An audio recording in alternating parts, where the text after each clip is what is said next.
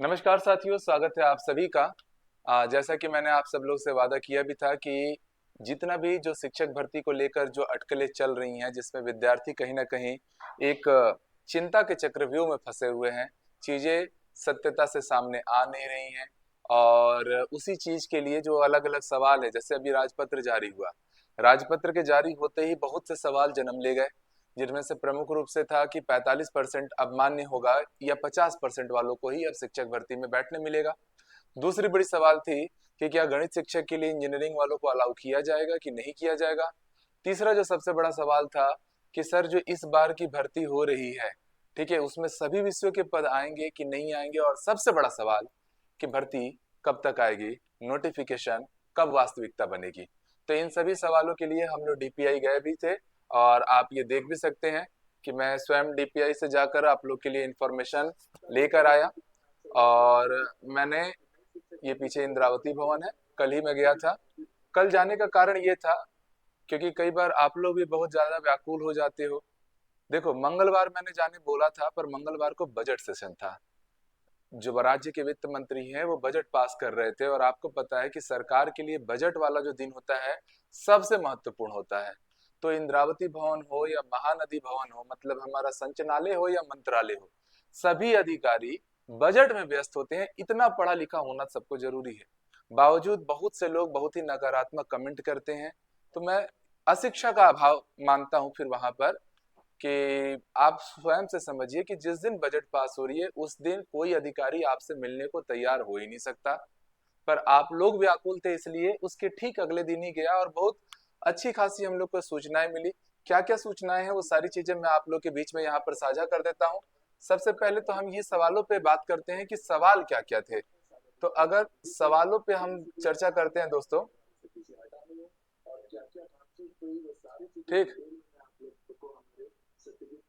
तो यहाँ पर आप जैसे जो जो सवाल हमने पूछे, जो सवाल आप लोग के माध्यम से मुझे प्राप्त हुए थे, उन सारे सवालों को मैंने यहाँ पर अधिकारियों के बीच में रखा था। लंबी बातचीत हुई, काफी एग्रेसिव बातचीत भी हुई, क्योंकि मैं पूरी कहानी आपको बताता हूँ। जैसे पहला सवाल तो ये था कि सर परसेंटेज 45% होगा या 50% होगा।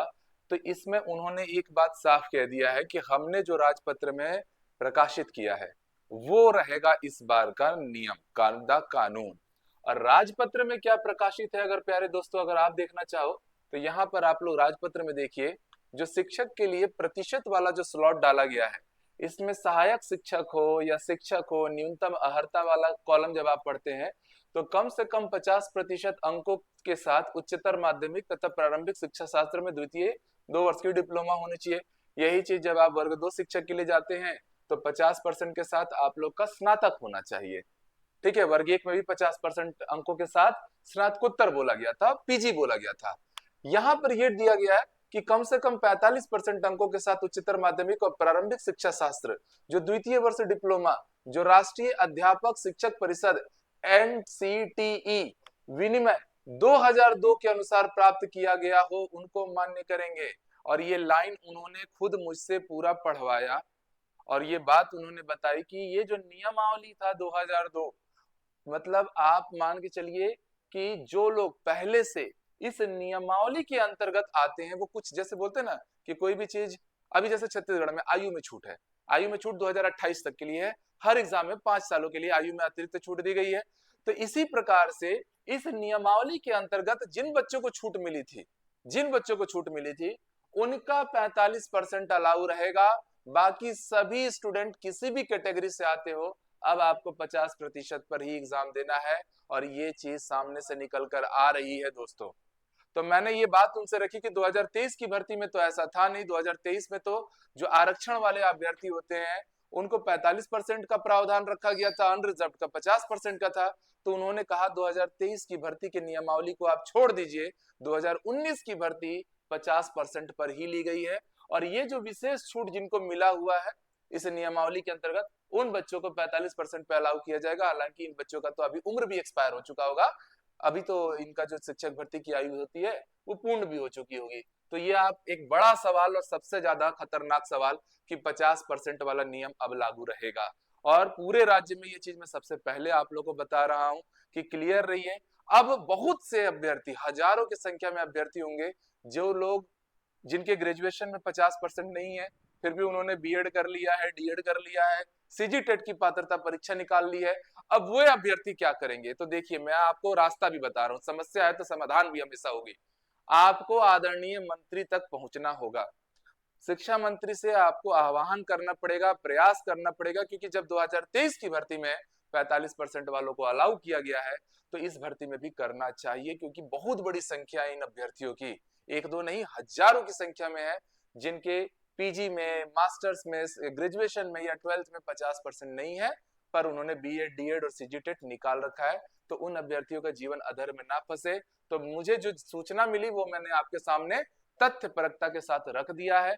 अब आगे का जो प्रयास होगा वो आपको अपनी एकता के माध्यम से संचालित करना पड़ेगा। दूसरा, ड्यूल डिग्री मान्य होगा कि नहीं? तो देखिए, ड्यूल डिग्री वाले पे जो जवाब आया कि ये सर न्यायालय के अधीन है। अभी ये जो पूरी ड्यूल डिग्री वाला, बहुत से अभ्यर्थी हैं जिनको ड्यूल डिग्री में रिजेक्ट किया गया है, उनको न्यायालय के निर्देश अंतर्गत प्रोविजन में रखा गया है। तो न्यायालय जैसा भी आदेश देती है ड्यूल डिग्री का, वहां से निर्णय आएगा। इस सवाल का जवाब ये मिला था। तीसरा, सर एग्रीकल्चर बीटेक स्टूडेंट वर्ग 2 में मान्य होंगे कि नहीं? तो इस पे उन्होंने कहा कि भैया इस बार तो एग्रीकल्चर वालों का वर्ग 2 में, कृषि वालों का अलग से पद आ रहा है, तो वो उनके लिए काउंट हो जाएगा। चौथा सवाल कि मैथ शिक्षक में इंजीनियरिंग मान्य है कि नहीं है? तो यहाँ पर देखिए, उन्होंने कहा कि जो नियम रहते हैं हम उस नियम को फॉलो करेंगे। और ये एक सबसे बड़ा संदेह वाली स्थिति यहाँ पर पैदा हो रही है कि नियम में अभियांत्रिकी शब्द को नहीं जोड़ा गया है।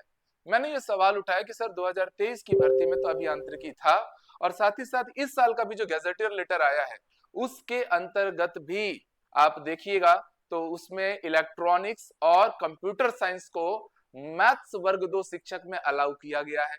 तो जब ये दो सब्जेक्ट अलाउ हो रहे हैं तो इंजीनियरिंग के बाकी स्ट्रीम क्यों ना अलाउ हो? तो उन्होंने कहा कि देखो 2023 की भर्ती के नियम को आप ध्यान मत दो, ठीक है, वो कंडीशन ओरिएंटेड थी। इस बार का सारा नियम जो राजपत्र में प्रकाशित हुआ है उसके अनुसार होगा। पर दोस्तों एक खास बात यह है कि 2019 में भी जब भर्ती हुई थी ना, तो उस समय भी इंजीनियरिंग वालों को अलाउ किया गया है। इस बार का जो राजपत्र बना है वो 2019 के तर्ज पर बना है, विषयवार भर्ती, और ये सारी चीजें वहां से लाई जा रही हैं। तो इस तरीके से आप मान के चलना कि पॉसिबल है कि मैथ्स इंजीनियरिंग वाले मैथ्स टीचर के लिए अलाउ होंगे, बट इसमें भी थोड़ा 50-50 का चांस है, और अधिकारी वर्ग खुलकर बहुत कुछ बताता नहीं है, ये बात आप भी जानते हैं। नेक्स्ट, जो लास्ट ईयर स्टूडेंट क्या एग्जाम दे पाएंगे, इस पे सवाल हुआ, और इस पे थोड़ी सी मेरी कहना चाहिए कि नोकझोंक भी हुई। कारण ये है क्योंकि इस सवाल में सही से जवाब नहीं आया, और दूसरी बड़ी बात यह है कि मैंने ये बात उनके सामने रख दिया, क्योंकि अभी देखिए अभी 5000 पदों पर राज्य में भर्ती हो रही है, ठीक है, और ये 5000 पद बहुत ही ऊंट के मुंह में जीरा जैसी स्थिति है। तो इस सवाल की जब बातचीत हो रही थी तो उस दौरान मैंने ये भी बोल दिया कि सर आप लास्ट ईयर वालों को मौका देते हो या नहीं देते हो, ये क्लियर कर दो। प्रारूप क्यों नहीं आप लोग बताते हो? छत्तीसगढ़ का हर युवा अभ्यर्थी 2 साल, 2.5 साल, 3 साल से इंतजार ही कर रहा है। पिछली भर्ती 2023 में हुआ, उसके बाद से बच्चा किस ट्रैक पर क्या पढ़े क्या नहीं पढ़े पता ही नहीं है। नियमों में आप अचानक भयानक से संशोधन करते हो, सिलेबस आप बताने का नाम नहीं लेते हो, प्रारूप क्या रहेगा वो आप क्लियर ही नहीं कर रहे हो। तो बच्चा कैसे पढ़ाई करे, किस ट्रैक पर अपनी तैयारी को रखे? और साथ ही साथ मैंने ये भी सवाल उठाया कि आप लोग जब फॉर्म भरवाते हो तो फॉर्म भरवाते समय आप सारी चीजें क्लियर कर दो, ठीक है। पिछली बार क्या हुआ था, 2024 में जब सीजी टेट का फॉर्म आया था, 7 लाख अभ्यर्थी आवेदन कर दिए थे। क्यों? क्योंकि उस समय फॉर्म के पैसे नहीं लगते थे, राज्य शासन की ओर से सारे फॉर्म निःशुल्क भरे जाते थे। शिक्षक भर्ती में भी क्या हुआ था कि लगभग लगभग लाखों की संख्या में जिनके पास बीएड डीएड नहीं भी था, उन्होंने भी अप्लाई कर दिया। कोई अलग एग्जाम की तैयारी कर रहा है वो भी शिक्षक भर्ती का पेपर देकर आ गया। अब ये मान के चलिए कि भैया अगर 4 लाख बच्चे पेपर में बैठे तो 20,000 तो ऐसे कैंडिडेट होंगे ना जो अलग अलग भर्ती की तैयारी करते हो, जिनके पास बीएड डीएड ना हो, 2023 की भर्ती की बात कर रहा हूं, और वो रैंक लगा गए। ऐसे 20,000 बच्चों के कारण जो सच में पात्र वैद्य स्टूडेंट थे, जिनके पास बीएड डीएड था, ये पूरी बातचीत हुई है, मैं अपने मन से बातचीत नहीं कर रहा हूं, तो उनका रैंक तो 20,000 के पीछे चले गया। आज वही डीएड अभ्यर्थी बेचारे अपनी मांग को लेकर धरना के तूता स्थल में बैठे हुए हैं, धरना कर रहे हैं। तो उनका ये कहना है कि देखो अब वो तो पुरानी भर्ती है, पुरानी भर्ती के 2300 पदों पर अभी भी चीजें चलेंगी तो नई भर्ती कैसी आएगी?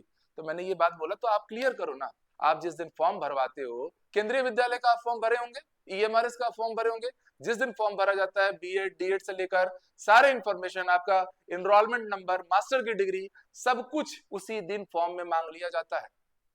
ठीक है, लास्ट ईयर को वैलिड भी करना होता है तो भी वो लोग फॉर्म भरवा लेते उस समय। आप बीएड की डिग्री मांग ही नहीं रहे हो फॉर्म भराते समय शिक्षक चयन परीक्षा का, और अपात्र कैंडिडेट भी फॉर्म भर दे रहे हैं। बच्चे जो जायज बच्चे हैं उनका मार्क्स पीछे आ जा रहा है, और अभी डीएड वालों के साथ वही हो रहा है।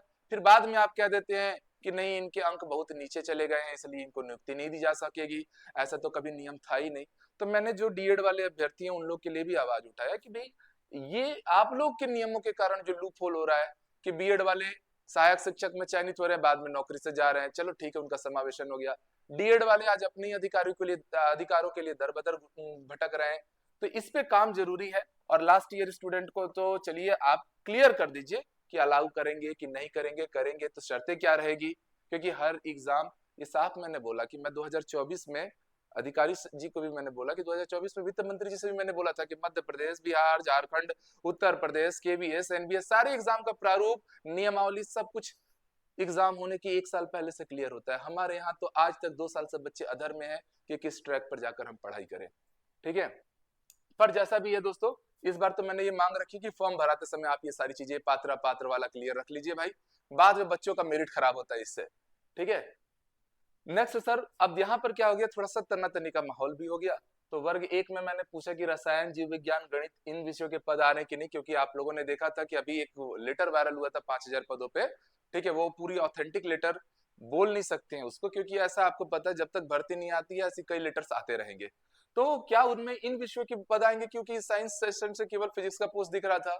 तो इस पे उन्होंने साफ कहा इस पे मैं कोई भी टिप्पणी नहीं कर पाऊंगा। कारण ये था क्योंकि थोड़ा सा हमारे यहाँ पर थोड़ी सी स्थिति यहाँ पर कहना चाहिए कि गंभीर हो गई थी, क्योंकि वो जो विद्यार्थी जो आंदोलन करते हैं ना, जो भूख प्यास से तड़प रहे हैं, थोड़ी सी अपने मन में भी उनके लिए भाव आ जाता है, और वो भाव वहां पर कहीं ना कहीं थोड़ा सा हो गया था। सबसे बड़ा सवाल शिक्षक भर्ती कब तक होगी, क्योंकि अभी आप लोगों ने देखा आदरणीय शिक्षा मंत्री जी से भी कुछ शिक्षक साथी मिलने गए थे, वहां से ये सवाल जवाब आ रहा है कि हमने तो अपनी तरफ से सारी प्रक्रिया खत्म कर दी है, व्यापम सॉरी वित्त विभाग, शिक्षा विभाग ने व्यापम को सुपुर्द कर दिया है कि व्यापम भर्ती निकाले। और यहाँ पर ये कहा जा रहा है कि भैया जो शिक्षक भर्ती है मंत्रालय आज आदेश कर दे, मैं शाम तक भर्ती का नोटिफिकेशन निकाल दूंगा। तो बच्चा जाए कहाँ?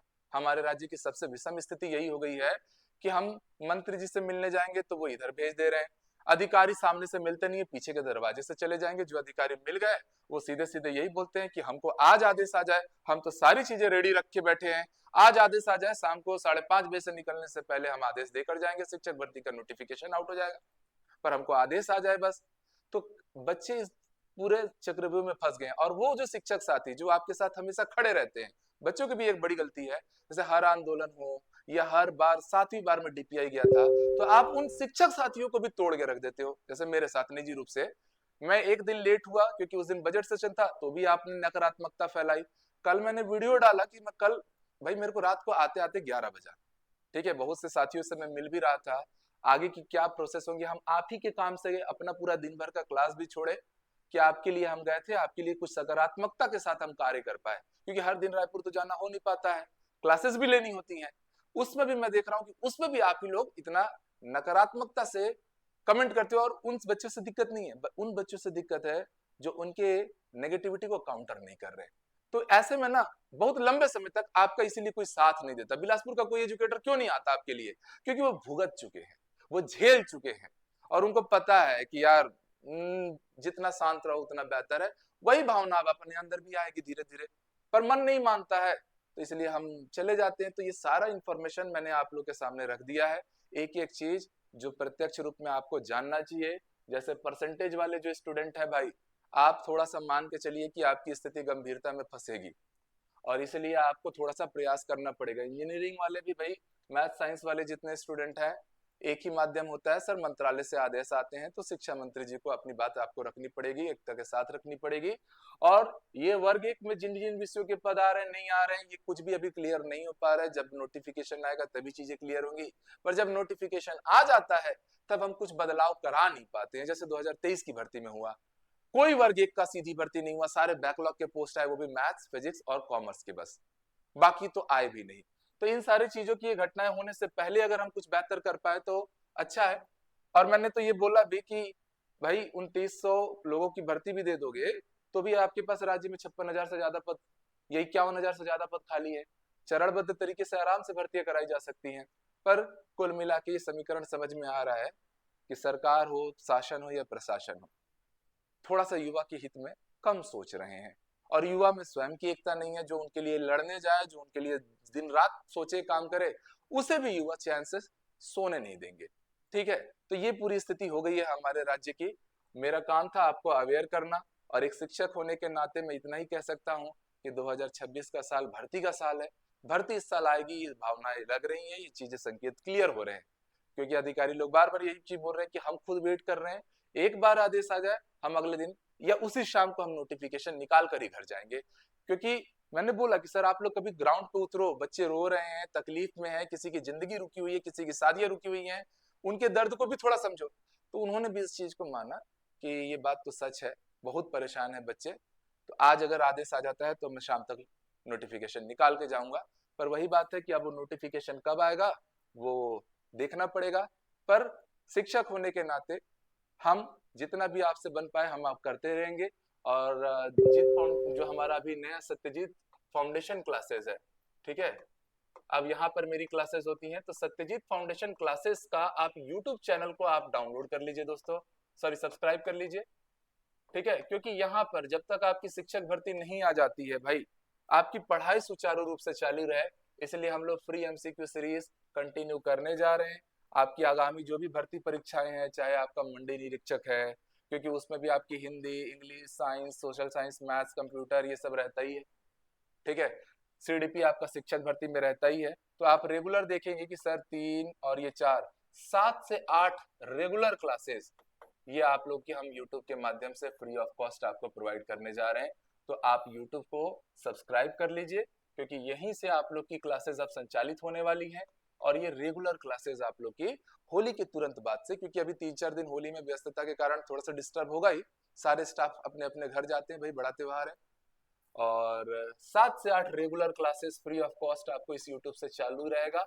मतलब एक शिक्षक होने के नाते जो मेरा दायित्व है कि मैं विद्यार्थियों की पढ़ाई को भी जारी रखूं। तो जितने लोग अच्छे से अभी सीजी टेट में इतना मेहनत किए ही हो, भाई सारी चीज एकदम फ्रेश माइंड अभी आपके हाथों पे टैली है, तो उनको भाई भूल मत जाओ। इसलिए एमसीक्यू के माध्यम से हम आपको रिवीजन में बनाए रखेंगे, आपको कुछ नहीं करना है, भर्ती जब आएगी तब आएगी, विषयवार भर्ती आएगी तो भी ये देखा जाएगा। अभी के लिए बस आप लोग क्लासेस से जुड़े रहो, रेगुलर एमसीक्यू अटेंड करते रहो, यूट्यूब के माध्यम से ये सारी चीजें अब आप लोग की फ्री ऑफ कॉस्ट जा रही हैं। और साथ ही साथ में जो इस बार ये तय हो चुका है कि भैया छत्तीसगढ़ की भर्ती जो होगी वो विषयवार भर्ती होगी, तो उस विषयवार भर्ती के अकॉर्डिंग हमारी जो क्लासेस है वो अब आप लोग की विषयवार भर्ती की सब्जेक्ट वाइज क्लासेस भी हमने स्टार्ट करा ही दी है। तो आप उनसे जुड़कर अपनी तैयारी में लग जाइए, वर्ग 2 हो, वर्ग 3 हो, सहायक शिक्षक विज्ञान प्रयोगशाला हो या व्याख्याता वर्ग 1 हो, सबकी क्लासेस भी आप लोग के सामने रहती है, रेगुलर लाइव हो रहे हैं। ये कॉन्टेक्ट नंबर है, इन पे आप लोग कॉन्टेक्ट भी कर सकते हो। और अपनी एकता को इकट्ठा करो, सारे शिक्षक साथी, सारे यूट्यूब के साथी, सबसे यही दरख्वास्त है कि बटिए मत, एकजुट रहिए, क्योंकि बहुत जरूरत पड़ने वाली है इस एकता की, तभी चीजें आपके फेवर में हो पाएंगी। ऑल द बेस्ट दोस्तों, इतना ही कहना चाहूंगा। सारा इन्फॉर्मेशन जो मैंने कल अधिकारियों से बातचीत के माध्यम से इकट्ठा किया मैंने आप तक पहुंचाया। और मुझे पता है 1-2 सवाल छूट ही जाते हैं, दिमाग में चीजें कई बार नहीं भी आती हैं, तो उसके लिए मैं क्षमा प्रार्थी हूँ। आप लोग सवाल जरूर रखिएगा, उस पर हम विस्तार से चर्चा करेंगे। All the best.